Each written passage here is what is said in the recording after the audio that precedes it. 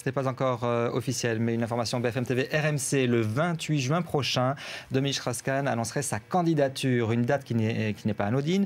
C'est le jour de l'ouverture du dépôt des candidatures pour les primaires socialistes. On en parle tout de suite avec Graziella Rodriguez. Vous êtes en direct du Sénat pour BFM TV. Alors personne ne confirme, mais ça s'agite chez les Strauss-Kahniens.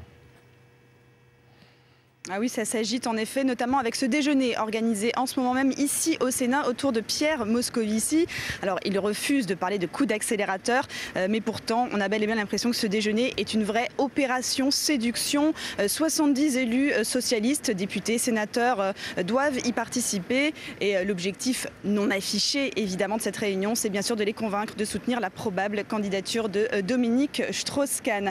Il faut savoir que 2 autres réunions sont programmées aujourd'hui.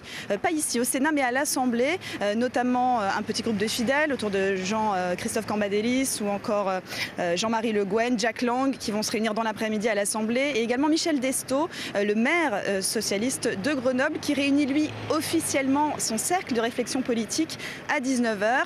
Mais tout de même, 3 réunions de Strauss-Kahniens dans la même journée, ça laisse peu de place au doute, d'autant que ces réunions interviennent juste après la venue de Dominique Strauss-Kahn à Paris. Vous savez qu'il était là la semaine dernière et qu'il a multiplié les rendez-vous dans l'ombre, en tout cas des réunions secrètes, notamment avec Martine Aubry.